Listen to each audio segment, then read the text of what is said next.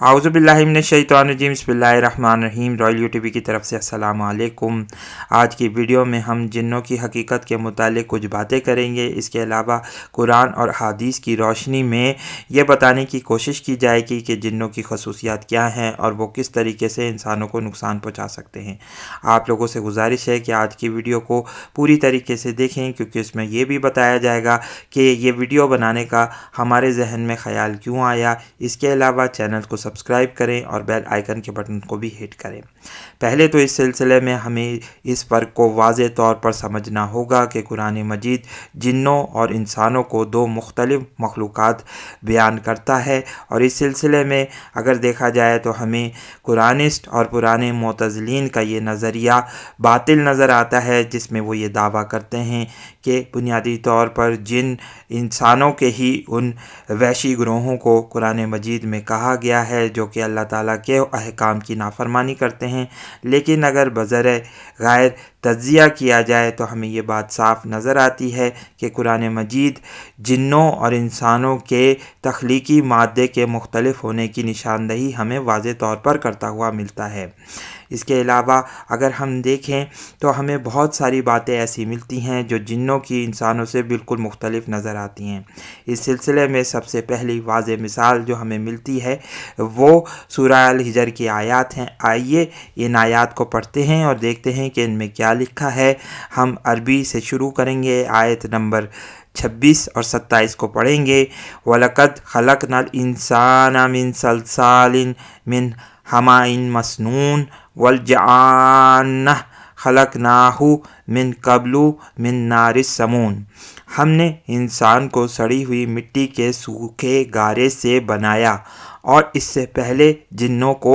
हम आग की लपट से पैदा कर चुके थे। यानी यहाँ दो मुख्तलिफ मादे बयान किए गए हैं। इंसानों को सड़ी हुई मिट्टी के सूखे गारे से बनाया, यानी इससे मुराद यही है कि इंसानों को मिट्टी से बनाया, सूखे हुए गारे से बनाया। और फिर अगर जिन्नों की बात करें तो यहाँ पर कुरान मजीद सराहत के साथ ये बयान करता हुआ नज़र आता है कि जिन्नों को इंसानों से पहले बनाया गया था, उनको आग की लपेट से बनाया गया था। यहाँ अगर देखा जाए तो नारिस समूम का लफ्ज़ इस्तेमाल किया है कुरान मजीद ने, जो कि बहुत ही अहम लफ्ज़ है। अगर देखा जाए तो पुराने मुफस्सिरीन इस सिलसिले में मुत्तफ़िक नज़र आते हैं कि समूम का लफ्ज़ इब्रानी ज़बान से निकला है, जिसके माने एक ऐसी आग के हैं, एक ऐसी इंटेंशनल यानी इंटेंस आग के हैं जो इंतहाई शदीद होती है। यही वजह है कि हमें अमूमी तौर पर जब ये लफ्ज़ इस्तेमाल किया जाता है तो इससे मुराद ये ली जाती है कि इससे मुराद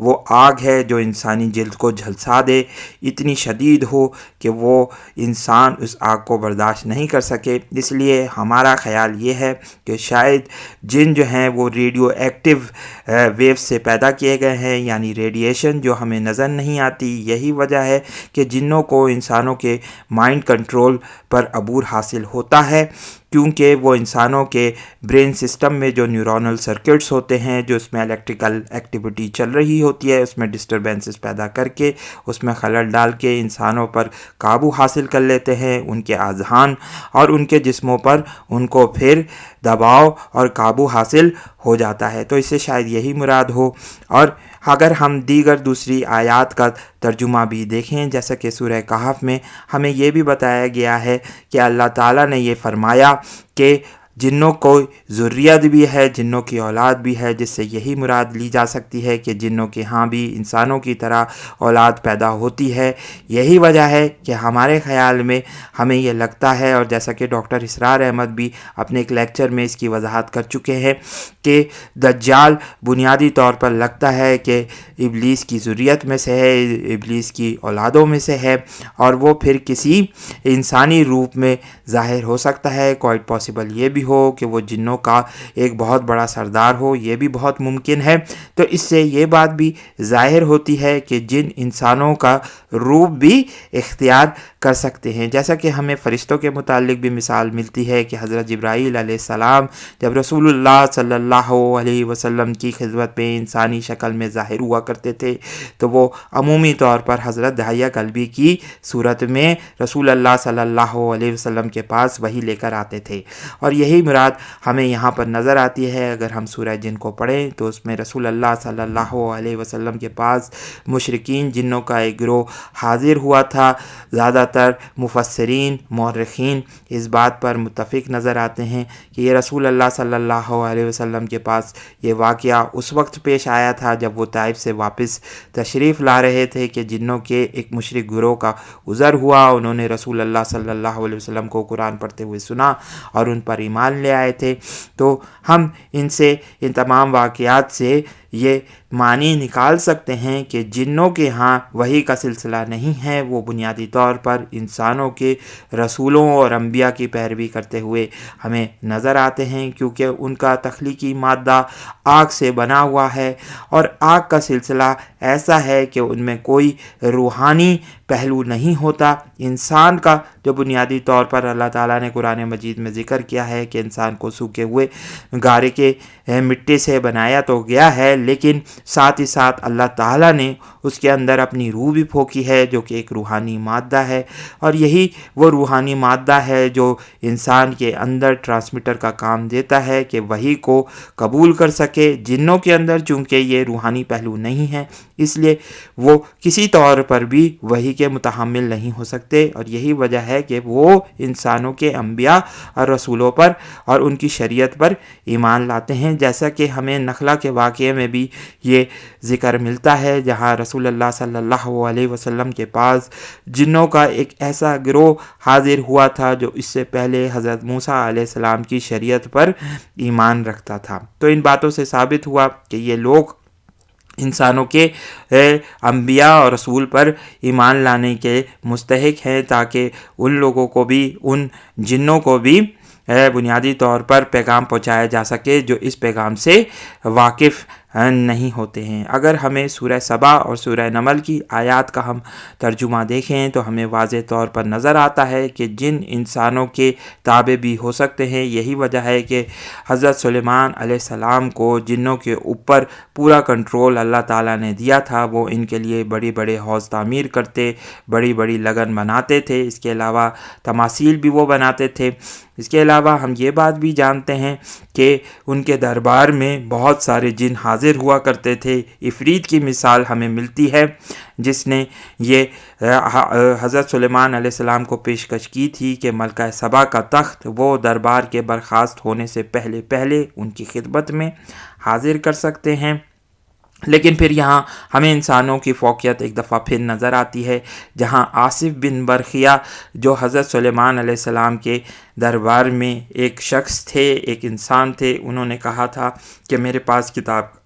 علم موجود ہے اور میں بنیادی طور پر ملکہ سبا کے تخت کو صرف پلک جھپکتے میں ہی آپ کے سامنے پیش کر سکتا ہوں۔ یعنی حضرت سلیمان کے سامنے انہوں نے وہ اس تخت کو پیش کیا جس پر حضرت سلیمان علیہ السلام نے کہا تھا کہ ھذا من فضل ربی، یہی میرے رب کا فضل ہے۔ تو اس سے ہمیں یہ ثابت ہوتا ہے کہ انسانوں کو ہمیشہ سے فضیلت حاصل ہوئی ہے، گو کہ شیطان نے اس فضیلت کو قبول نہیں کیا تھا اور اس نے اللہ تعالیٰ کے سامنے انسان کو سجدہ کرنے سے انکار کیا، کیونکہ وہ یہ سمجھتا تھا، وہ اس غرور میں مبتلا تھا کہ اللہ تعالیٰ نے چونکہ مجھے پہلے پیدا کیا ہے اور آگ ایک لطیف مادہ ہے، آگ کی ہی وجہ سے میں پورے کائنات میں گھومتا پھرتا ہوں اور انسان تو کسی طور پر بھی صلاحیت کا حامل نہیں ہو سکتے گا، تو کس طریقے سے اس کو فضیلت حاصل ہے۔ اس لیے اس نے اللہ تعالیٰ کے سامنے یہ چیلنج دیا تھا کہ میں ساری عمر تک، آخرت تک، جب تک کہ قیامت قائم نہیں ہوگی، میں اس کو ورگلاتا رہوں گا، اور ان کے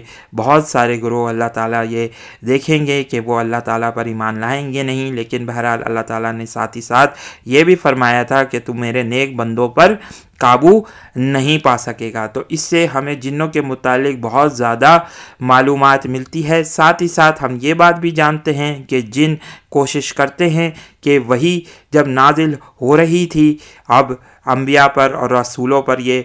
نازل ہوتی تھی تو کوشش کرتے تھے کہ سنگن لیں۔ یہ کوشش اب بھی یہ کرتے ہیں کہ فرشتوں کی باتوں کی سنگن لیں تاکہ عالم امر میں جو فیصلے ہونے ہوتے ہیں اس کی خبر ان کو لگ جائے، اور پھر یہ اپنے ان دوستوں کو، اپنے ان لوگوں کو جو کہ ان کے مشترک دوست ہوتے ہیں ان کو کوشش یہ کرتے ہیں ان کے ساتھ ساتھ کہ ان کو یہ بتا دیں، جھوٹ سچ اس میں شامل کر دیتے ہیں۔ یہی وجہ ہے کہ آج کے دور میں ہمیں الومناٹی کے لوگ نظر آتے ہیں، اور اب ہم اس موضوع کی طرف آتے ہیں کہ اس ویڈیو کے بنانے کا خیال ہمیں کیوں آیا۔ آج کرونا وائرس کے تناظر میں ہمیں یہ بات نظر آ رہی ہے، ہم یہ محسوس کرتے ہیں، جیسا کہ ہم نے اپنی پچھلی ویڈیو میں بھی اس بات کا ذکر کیا تھا کہ لگتا یہ ہے کہ ہمیں کرونا وائرس کے سلسلے میں ایک روحانی پہلو بھی تلاش کرنا ہوگا۔ ہمیں یہ محسوس ہوتا ہے کہ جن اب انسانوں کو نقصان پہنچانے کی کوشش کر رہے ہیں، اور کرونا وائرس کے حوالے سے ہم نے یہ کہا تھا کہ یہ جساسہ ہو سکتا ہے، یہ دجال یعنی ابلیس کے اس بڑے شیطان کا کوئی ساتھی ہو سکتا ہے جو کہ کوشش یہ کر رہا ہو کہ انسانوں کو نقصان پہنچائے۔ تو اس حوالے سے ہمیں نظر آتا ہے۔ اس کے علاوہ الومناٹی کے لوگ اور فری میسنز کے لوگ بھی بنیادی طور پر ان شیاطین کے ساتھ کانٹیکٹ میں ہوتے ہیں۔ یہی وجہ ہے کہ وہ آل سینگ آئی کی جو آنکھ آج کل بڑی مشہور ہمیں نظر آتی ہے، پاپولر میڈیا میں بھی، سوشل میڈیا پر بھی اس پر کئی ویڈیوز بنائی گئی ہیں، اس کی پوجا کرتے ہوئے نظر آتے ہیں، جیسا کہ قرآن مجید ہمیں اس سلسلے میں رہنمائی فراہم کرتے ہوئے یہ کہتا ہے کہ جن انسانوں کو اس راستے سے دیکھتے ہیں جہاں ان راستوں سے ہم انہیں نہیں دے سکتے، عمومی طور پر یہ اس طریقے سے دیکھ کر انسانوں کو بے حیائی کا حکم بھی دیتے ہیں، اور انسانوں کو اگر وہ برہنہ حالت میں پھر رہے ہوں تو ان کو وہاں سے بھی دیکھتے ہیں، انسانوں کو ورگلانے کی کوشش کرتے ہیں، اور یہی مدعا اور مقصد الومناٹی کا بھی ہے۔ تو کوئی پاسبلٹی یہ ہے کہ وہ آل سینگ آئی کی مدد سے انسانوں کو دیکھتے ہوں اور ٹریول کرتے ہوں کائنات میں، اور انسانوں پر قابو پانے کی کوشش کرتے ہوں۔ تو اس سلسلے میں ہمیں یہ محسوس ہوتا ہے کہ شاید یہ آل سینگ آئی ہی وہ راستہ ہے جنوں کے ساتھ، جنوں کے لیے، جس کی مدد سے وہ انسانوں پر قابو پانے کی کوشش کرتے ہوں۔ بہرحال اللہ تعالیٰ نے ہمیں دو صورتیں، سورہ الخلق اور سورہ الناس، جو سورہ الفلق اور سورہ الناس جو دی ہیں، اس سے ہم شیطانوں کے اور جنوں کے جو راستے ہیں ان پر بڑی قابو پا سکتے ہیں، اور کوشش کر سکتے ہیں کہ اس سلسلے میں ان سے جو ہے اللہ تعالیٰ کی پناہ حاصل کی جائے۔ اللہ تعالیٰ سے دعا ہے کہ وہ ہمیں شیاطین جنوں کے اور ان کے ساتھی جو انسانوں میں سے ہیں ان سے پناہ حاصل کرنے کی توفیق عطا فرمائے۔ آمین ثم آمین۔ اس ویڈیو کو لائک کیجئے، شیئر کیجئے، دوستوں کے ساتھ ڈسکس کیجئے۔ بہت بہت شکریہ۔ السلام علیکم اور اللہ حافظ۔